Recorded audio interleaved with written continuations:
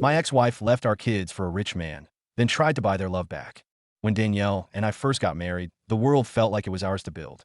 We were young, fresh out of college, and armed with the kind of naive optimism that makes you believe love and shared dreams are the only materials you need to construct a life. We met in a crowded lecture hall, bonding over a mutual dislike for macroeconomics and a shared love for old movies. We thought we were on the same page about everything that mattered: raising a family, putting down roots, and growing old together in the comfortable, worn-in way of a favorite armchair. I genuinely believed our two children, Carter and Charlotte, would grow up in the warm, stable glow of that shared vision. I thought the foundation we were laying was solid, built on trust and mutual respect. I was wrong. The foundation had been rotting from the inside for a long time, and I was the last to notice the smell. It started with the little things, the subtle shifts in the tectonic plates of our marriage that are almost imperceptible until the earthquake hits. Her phone, once a shared device for looking up recipes or showing me funny videos, became a fiercely guarded extension of her hand, its screen always angled away from me. Phone calls that used to be taken on speaker while she cooked dinner were now whispered conversations in another room, the door clicking softly shut behind her. There were more nights out with work friends, evenings that stretched late into the night and were recounted the next morning with a vagueness that felt like a smokescreen.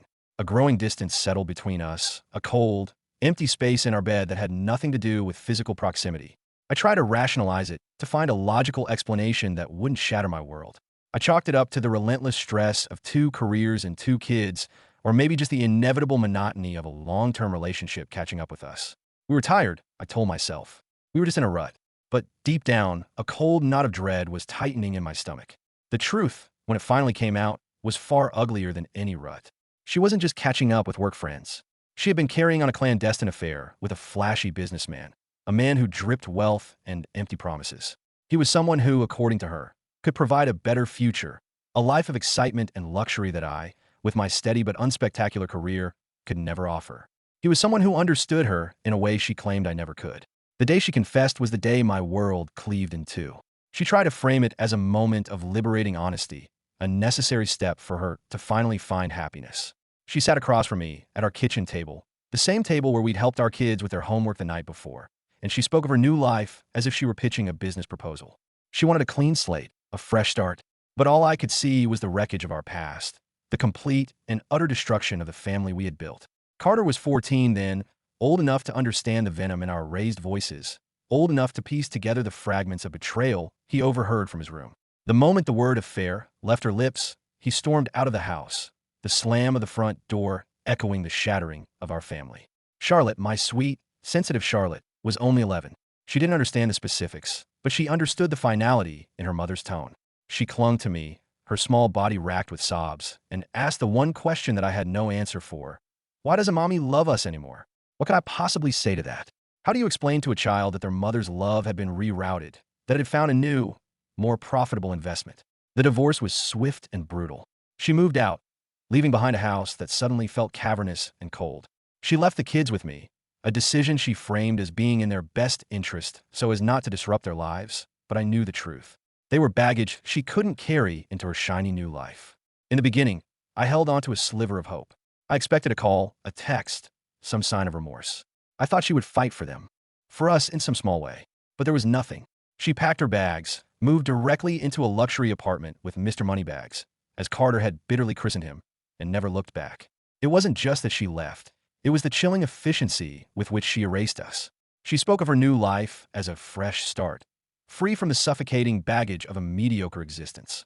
Her words, not mine, delivered with a casual cruelty that stole my breath. She had the audacity to claim that the kids would understand one day and that I should stop being so bitter. Bitter. I wasn't bitter. I was gutted. I was a man standing in the rubble of his life, trying to shield his children from the fallout, and she was telling me not to be bitter. The kids, however, needed no coaxing from me to form their own opinions. Their pain was a raw, living thing, and it manifested as a wall of impenetrable silence. They refused her calls, letting them go to voicemail until her inbox was full. They ignored her texts, which started as half-hearted apologies and quickly devolved into frustrated demands. Eventually, they blocked her on every social media platform, a digital amputation severing her from their lives. Carter, always the more vocal of the two, articulated their shared sentiment with a brutal clarity that only a betrayed teenager can muster. He told me that any mother who could so easily abandon her family for a shinier, wealthier model wasn't much of a mother to begin with. Charlotte didn't say as much, but her pain was just as profound. She just quietly clung to me, her trust in the world, and especially in the concept of a mother's unconditional love, shattered in a way I didn't know how to begin to fix. The months that followed were a blur of adjustment. We became a new unit, a tight-knit trio navigating the choppy waters of our new reality. It wasn't easy. While I was fortunate enough to be financially stable, the emotional toll was immense. I was juggling the demands of my job with the complexities of being a single parent to two grieving children, trying to be both mother and father, the steady rock in their turbulent world. There were burnt dinners, forgotten PDA meetings, and nights where I'd sit alone in the quiet house after they were asleep, overwhelmed by the sheer weight of it all. But we made it work. We found our rhythm. We had to, because we had no other choice. We were a team, bound by a shared loss and an unspoken promise to get each other through it. Then, just as we were starting to feel like we were on solid ground again, the announcement came. Out of the blue, my ex-wife, Danielle, sent a carefully worded email, not just to me, but to Carter and Charlotte as well. She had something important and exciting to share, and she hoped they would be willing to listen. Neither of them showed the slightest bit of interest, but driven by a morbid curiosity, I skimmed through the message. She was engaged. Engaged to the man she had left us for. The wedding was set for the spring, and it was going to be a grand affair. She wrote that she hoped we could all be civil, and that it would mean the world to her if the kids would be a part of her big day. Carter let out a laugh when I told him. It was a sharp, bitter, ugly sound that didn't belong to a boy's age. It was the sound of a wound being torn open again. He said there was no force on earth that could make him attend that wedding, not even if she bribed him with a brand new car. He called it a celebration of our family's destruction. Charlotte didn't even bother to read the email. She just shook her head, her eyes downcast, and said she had nothing to say to a woman who only remembered she had children when it was convenient for her, when she needed them as props for her perfect new life. A few weeks after the engagement announcement, Danielle began her campaign. She started showing up at the house, unannounced, acting as if she had just been on a long vacation and was now ready to resume her maternal duties. She made a grand spectacle of her visits, arriving in her fiancé's gleaming luxury car, her arms laden with expensive gifts. There were designer clothes for Charlotte, the latest gaming console for Carter, tickets to amusement parks and concerts. She said she wanted to rebuild her relationship with them, now that her life was stable and happy. Carter called her out on it immediately. With a cynical smirk that was becoming his trademark, he asked her if it was just a coincidence that her desire to rebuild their relationship only kicked in after she found a man to bankroll her lifestyle. The kids were having none of it. They were polite in a cold, distant way, barely acknowledging her when she came around. Every attempt she made to start conversation, to forge some kind of connection, was met with a wall of chilling indifference. I won't lie. A part of me felt a grim satisfaction watching her efforts fail so spectacularly. My kids were smart. They couldn't be bought. Danielle had clearly expected them to fall at her feet, dazzled by the sudden influx of material wealth, the moment she waved her new fiancé's credit card. But they saw right through the transparent ploy. They knew these weren't gifts of love. They were bribes, attempts to purchase forgiveness and erase a history of neglect. After another one of her failed attempts to win them over, she came to me, her frustration finally boiling over. Her carefully constructed facade of the benevolent, misunderstood mother crumbled, revealing the angry, entitled woman beneath. She blamed me, of course. She accused me of poisoning the kids against her, of filling their heads with lies and turning them into little soldiers in my personal vendetta. I just looked at her, tired of the same old script. I told her the truth, plain and simple. I didn't have to say a single word, Danielle. Your actions spoke far louder than I ever could. By the time her wedding day rolled around, even she had to accept defeat. She gave up asking the kids to attend. Instead, she threw herself into planning the most lavish, ostentatious event imaginable, posting every opulent detail on social media. It was a performance, a desperate attempt to prove to the world, and perhaps to herself, that she was living her absolute best life, that her betrayal had been worth it. Carter and Charlotte barely noticed. They were too busy with their own lives, school, sports, friends. But I could tell her absence, and the reason for it, still weighed on them in the quiet moments. Carter channeled his anger into a sharp-edged sarcasm and a relentless need to stay busy, to avoid any moment of stillness where the hurt might catch up to him. Charlotte, my sweet girl, grew even quieter, more reserved, retreating further into the world of her art. I tried to be enough for them, to be both the anchor and the sail, but I knew, with a constant ache in my chest, that I couldn't completely fill the void a mother's abandonment leaves behind. And then, just when a fragile sense of peace had begun to settle over our little family, she tried to buy their love again. Only this time, she went bigger. The gifts became more extravagant. A surprise, all expenses paid family vacation to Europe. The newest, top-of-the-line smartphones for both of them. Unrestricted shopping sprees at the mall. She claimed it was all because she loved them so much and wanted to make up for lost time. But Carter, now 15 and with an insight that was both a blessing and a curse, cut through her nonsense with a single, devastating question. A question she couldn't answer. If you love us so much, why did it take you so long to remember? Why do you only seem to care now that you have everything you wanted? And why do you think money can replace all the nights you weren't here when we really needed you? Charlotte, who had always been the gentler of the two, delivered her own quiet but equally powerful blow. She simply looked at her mother, her eyes clear and unwavering, and said, I don't trust you. I can't accept gifts from someone who couldn't even keep her promises to Dad, or to us. Watching them stand their ground, a wave of pride so fierce it almost brought me to my knees washed over me.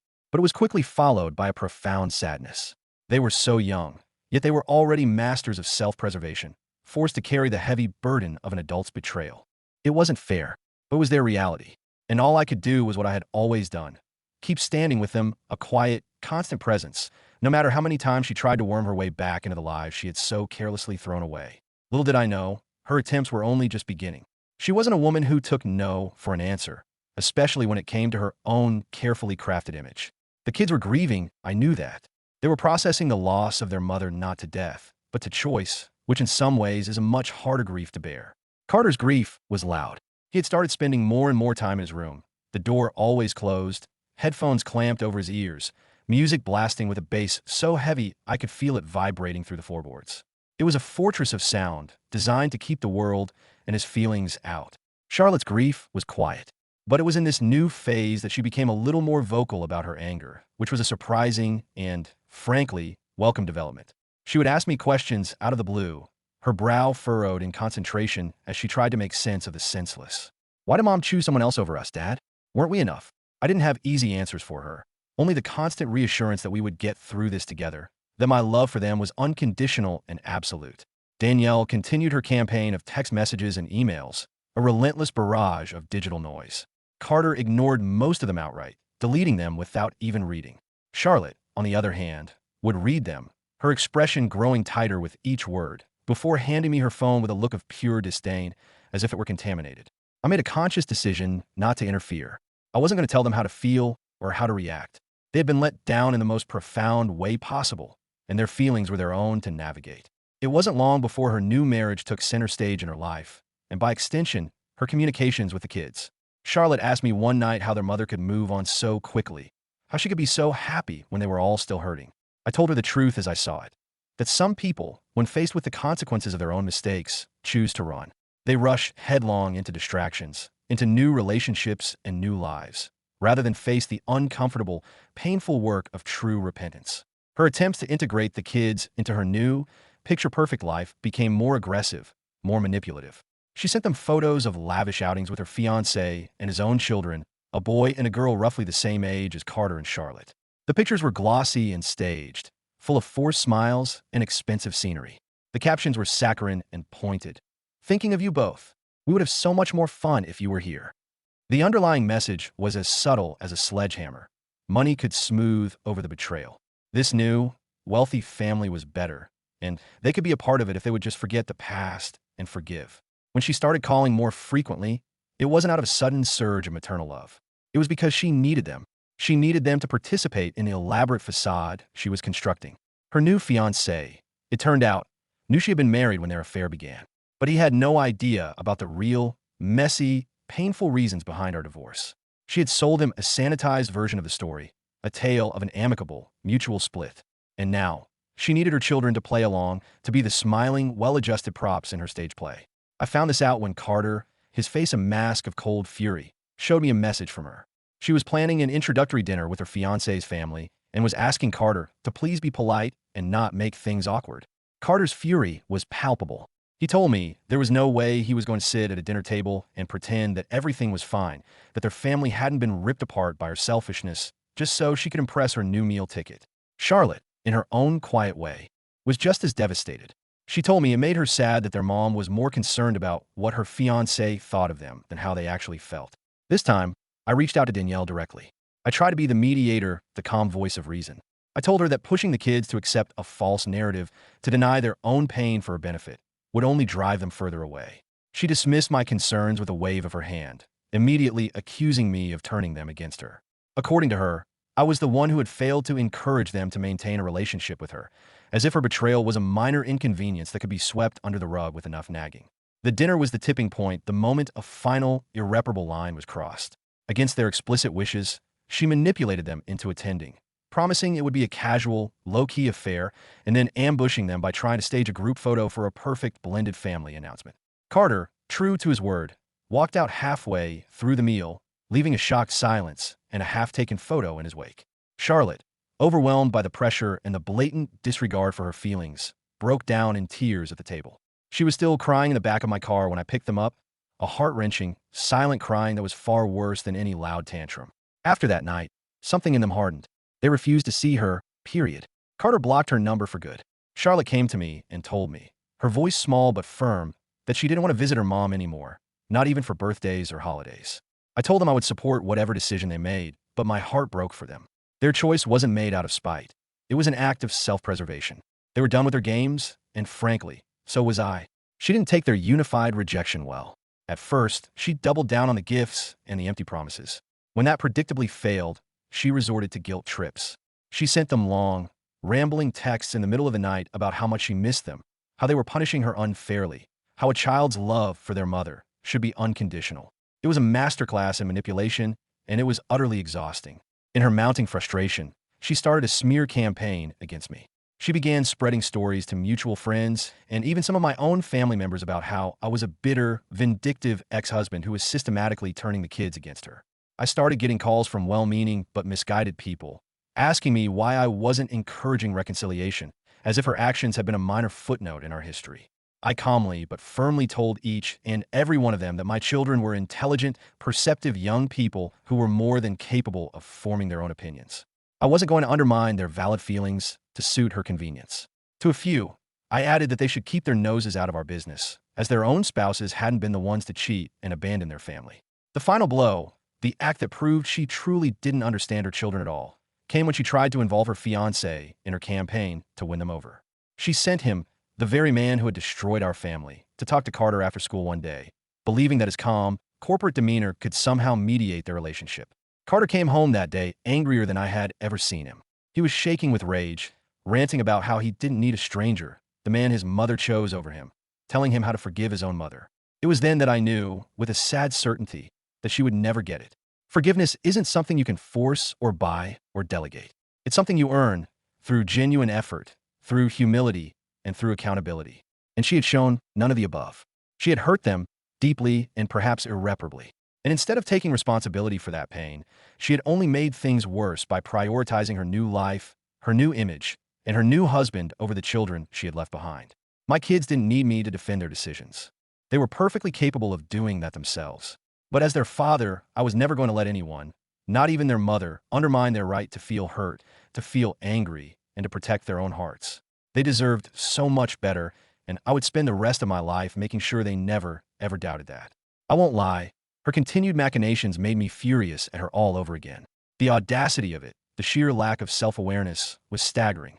But I forced myself to push my own anger down, to keep my focus squarely on the kids. They needed stability and unconditional support, not a father consumed with his own resentment. One Saturday afternoon, her gleaming white SUV pulled up to our curb, unannounced and unwelcome. Danielle emerged, an expensive handbag dangling from her arm and a bright, forced smile plastered on her face. She had come, she announced, to take the kids out for a fun day. Carter, who was in the living room trying to teach himself a new song on his guitar, didn't even look up. He just said flatly, "I have homework." Charlotte, who was sketching at the dining room table, looked at me, her eyes wide with a silent plea. "Do I have to?" I gave her a small, reassuring shake of my head and told her it was entirely up to her. She hesitated for a moment, then turned back to her drawing and quietly said, "No, thank you." The double-barreled rejection seemed to genuinely stun Danielle. I don't know why. She should have been used to it by now. Her smile faltered, and she sputtered about how the kids were being unreasonable and how I was clearly encouraging this hostility. I didn't raise my voice. I didn't need to. I just told her, calmly, that it was going to take a lot more than showing up on a Saturday with a flashy car and a vague plan to fix the damage she had caused. She didn't take it well. She launched into the same tired accusations, the same script of me being the puppet master of our children's emotions. I couldn't help but let a bit of sarcasm slip. Did you really think you could cheat on me, marry your affair partner, and then just waltz back into their lives like nothing happened? She stormed off then, her heels clicking angrily on the pavement, screaming over her shoulder about how ungrateful the kids were and how I was brainwashing them.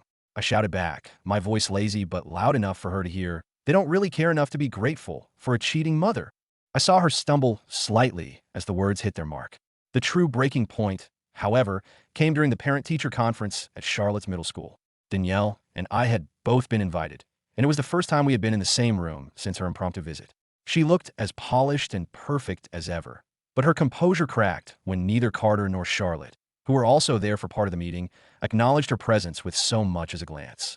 After the meeting, she cornered me in the hallway, her voice a low, furious hiss. She couldn't believe I was allowing the kids to treat her like a stranger. She insisted, once again, that I had turned them against her, that I was feeding them a narrative where she was the villain. I had reached my limit. I didn't hold back. I told her that the kids didn't need my help to see the truth. They had lived it. They remembered the nights she was out with her lover while I was home, trying to come up with yet another excuse for why mom wasn't there for dinner. They remembered how she had prioritized her own happiness over their stability, their peace of mind, their childhood. She snapped back, her voice rising, claiming it wasn't a betrayal, but a choice she made for her own happiness. She had the gall to suggest that Carter and Charlotte were too young to grasp the complexities of adult relationships, as if that complexity should excuse everything: the affair, the lies, the emotional upheaval she had deliberately caused. I told her she was fooling herself if she thought for 1 second that they didn't understand. Kids may not catch every sordid detail, but they see enough. They feel the shift in the atmosphere. They know when they're no longer a priority. Carter remembered the string of missed soccer games, long before the divorce was final, that were brushed off with flimsy excuses about work. Charlotte remembered the time her mother completely forgot about her school play because she was away on a weekend getaway with her new boyfriend. I didn't have to say a single word to turn them against you, Danielle. I told her, my voice low and intense. Your actions did all the work for me. But she refused to hear it. It was easier to blame me, to cast me as the villain, than to confront her own failings as a mother. She called me cruel, accused me of keeping the kids from her just to punish her. I laughed at that, a short, bitter sound. If anything, I had bent over backward in the beginning to give her chances, encouraging the kids to visit her, to take her calls, only for her to cancel plans at the last minute or show up hours late because something more important with her new boyfriend had come up. Her voice grew quieter then, but sharper, more desperate. She claimed she was willing to do whatever it took to mend things now. She wanted me to intervene, to reason with them, to remind them that she was still their mother. I refused, point blank. I told her that relationships couldn't be bought, not with fancy gifts or forced, insincere apologies. If she truly wanted their forgiveness, she needed to start by owning her mistakes, by showing genuine, consistent effort, not just paying lip service to the idea of happiness. That set her off again. She accused me of being holier than thou, of pretending to be the perfect parent while using the kids as weapons to punish her. She demanded to know what kind of father I was, letting my children carry so much anger and bitterness. I looked her straight in the eye. I'm the kind of father who stayed, I said, my voice shaking with a quiet rage. I'm the kind of father who showed up every single day to clean up the chaos and heartbreak you left behind. In the end, I threw her own condescending words right back at her. The children are prioritizing their own happiness over yours, Danielle. Maybe you just don't understand the complexities of being a child whose mother abandoned them. She turned pale at that, the color draining from her face as if I had slapped her. It was exhausting, rehashing the same painful arguments she could never win because they were based on a reality she refused to accept. Carter and Charlotte had every right to feel the way they did, and I was done letting her guilt trip me into pretending otherwise. The kids had been quiet for a while after that, a new, more thoughtful silence settling over our house. Carter, my outspoken boy, had been channeling his energy into his studies and sports with a fierce, almost obsessive focus. Charlotte had retreated even further into her art, filling sketchbook after sketchbook with intricate, fantastical drawings that she rarely shared with anyone. They were coping, each in their own way, and I was trying to give them the space to do it. One evening, as we were all gathered in the living room in a comfortable silence, me on the couch with a cup of coffee, Carter sprawled on the floor listening to music, and Charlotte perched in an armchair with her sketchbook, they finally broke that silence. It started with a casual question from Carter, his voice carefully neutral. He asked about his mom's life now. Was her house really big? Was her new husband as rich as everyone said? I answered him calmly and honestly, explaining that yes, from what I understood, her new life was very comfortable, but that money and happiness weren't always the same thing. I told them that while I couldn't speak for her, what mattered to me was that they felt secure and loved right here with me. Carter frowned, still not looking at me. But why did she leave? He asked. She had everything she needed before. His tone wasn't angry, just genuinely puzzled, as if he were trying to solve a complex math problem with a missing variable. Charlotte, who had been silent until now, looked up from her sketchbook, her eyes large and sad. It's because she didn't love us enough, she said, her voice is small. Fragile thing. The words landed like a physical blow, but I forced myself to stay calm. I quickly reassured her that her mother's choices had absolutely nothing to do with how much she was loved. But Charlotte didn't look convinced. Carter was quiet for a long moment before he finally asked the question I hadn't seen coming, the one that went straight to the heart of it all. How did you feel when Mom cheated on you? The room seemed to shrink, the air growing heavy with the weight of his question. I took a deep breath, searching for a way to be both honest and gentle. At first, I began, choosing my words carefully. It hurt more than I can even describe. When you love someone, when you trust them with your whole life, finding out they've broken that trust, it feels like a punch to the gut. It wasn't just about losing a wife. It was about realizing the life you thought you were building wasn't as solid as you believed. I explained that over time, the sharp, acute pain had faded, replaced by a quiet determination. My focus had shifted entirely to them, to making sure they had what they needed and that they never felt caught in the middle of our adult problems. I told them that even though their mother had hurt me deeply, it didn't mean she couldn't change or try to be a better person, but that it was okay for them to still feel angry or confused. Carter, processing this, then asked if I still loved her. I paused, wanted to give him the most truthful answer I could. Love doesn't just disappear overnight, I said, but it changes. I don't love her in the same way anymore, because love and trust have to go hand in hand. Once the trust was gone, the love, it faded. It turned into something else. Maybe a kind of respect for the years we shared and for the fact that she gave me the two of you.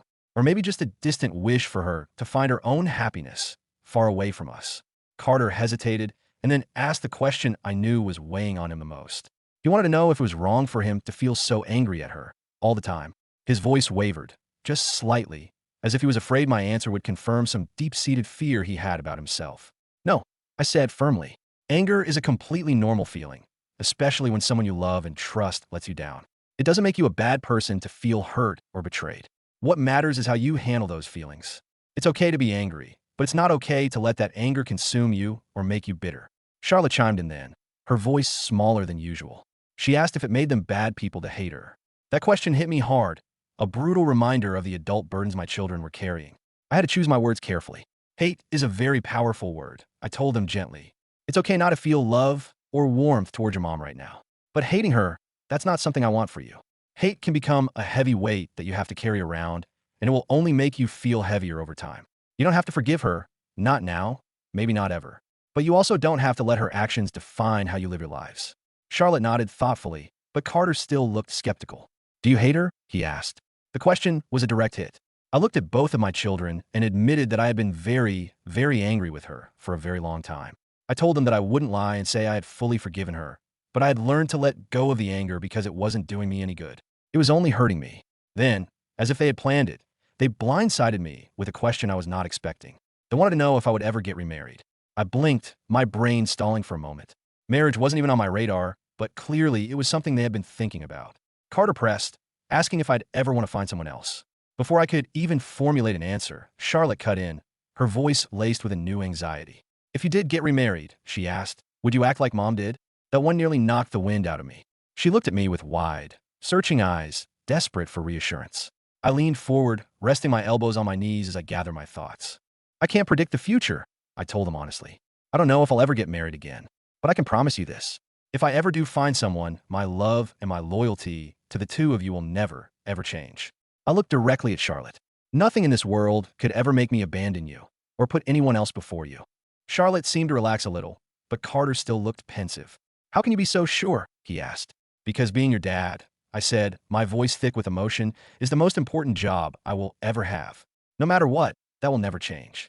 Actions speak louder than words, and I hope you've seen enough from me by now to believe that I will always have your backs.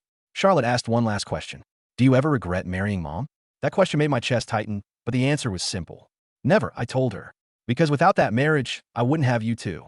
and you're the best things that have ever happened to me. The questions finally slowed, and the heavy tension in the room began to ease. I could see the wheels turning in their minds as they processed everything we had talked about. I reminded them that it was okay to have complicated, messy feelings about their mom, and that they didn't have to figure it all out right away. Whenever you want to talk about it again, I said, I'll be here to listen. Carter gave me a slow, thoughtful nod. Charlotte didn't say anything, but she climbed onto the couch beside me and leaned her head against my shoulder. That small, simple gesture felt like a monumental victory. They needed to know their feelings were valid, that they weren't alone in this messy, painful journey. I didn't have all the answers, but I had them, and for now, that was more than enough. It was a Sunday morning, a day that was supposed to be quiet and lazy, when I saw the familiar luxury SUV pull up outside. I didn't need to see who was inside to feel the familiar dread settling in the pit of my stomach. My ex-wife, Danielle, was stepping out, and to my absolute dismay, her mother was right behind her, a formidable battleship in her wake. It was like a storm rolling in, loud, invasive, and impossible to ignore. Danielle hadn't even bothered to call ahead, to ask if it was okay to visit, let alone to bring her equally combative mother along for backup. The kids were in the living room, Carter lost in the world of his music mixing software, and Charlotte deeply immersed in one of her detailed sketches. I stepped outside before they could knock, hoping to head off the impending drama at the pass. Danielle wasted no time, immediately demanding to see the kids, claiming she had come to sort things out once and for all. Her mother, a woman with a rare talent for making everyone around her feel inadequate, scanned our yard with a sneer, muttering just loud enough for me to hear about how run down everything seemed since Danielle had left. The hypocrisy was astounding. I was the one who had always maintained the house, even when Danielle was here. It took every ounce of my self-control not to snap. I reluctantly let them in, warning Danielle under my breath that this was not the time or place for theatrics. Inside, Carter and Charlotte froze when they saw their mother and grandmother standing in the doorway. Charlotte's grip tightened on her pencil, a white-knuckled grasp, while Carter's expression darkened like a thundercloud. They didn't greet them. They didn't move. The silence was thick and hostile. Danielle tried to brush off their cold reception with a brittle laugh. I understand you're upset, she said, but you need to grow up and learn to be civil. Her mother, however, had no time for such tact. She launched immediately into a tirade about respect, family values, and how children these days had no concept of the sacrifices their parents make. Carter was the first to break. His voice, when he spoke, was unnervingly calm, but his eyes were like ice. Did you teach her cheat on our dad? He asked, looking directly at his grandmother. The question hung in the air, a stunning, brutal blow that left both Danielle and her mother momentarily speechless. It even stunned me. Carter wasn't finished. In the same calm, cutting tone, he asked, are lying and abandoning your family lessons that get passed down through the generations? He stared at his grandmother, all the pain and anger of the past few years distilled into that one, unwavering gaze. Danielle finally found her voice, trying to defend herself, saying she had made mistakes but didn't deserve this level of disrespect. Her mother chimed in, her voice rising, calling Carter and Charlotte ungrateful brats who had no idea what their mother had done for them. That was the wrong thing to say. Shut up, I said, my own voice sharp and sudden. You're talking to my kids. You can use that language with your daughter's new stepkids, but not with mine. Carter stood up then, his own voice finally rising. You're not welcome here anymore, he said, his words clear and final. Since you divorced Dad, you're not our mother anymore. And you, he said, turning to his grandmother, are not our grandmother. You're just strangers. Strangers who have no right to come into our house and lecture us about respect when you don't even practice it yourselves. Charlotte, finding her own voice, added, I don't need a mother who thinks money can replace loyalty. And I definitely don't need a grandmother who enables that kind of selfish behavior. Her voice cracked slightly on the last word, but the anger in her eyes was unmistakable. I was floored and immensely proud.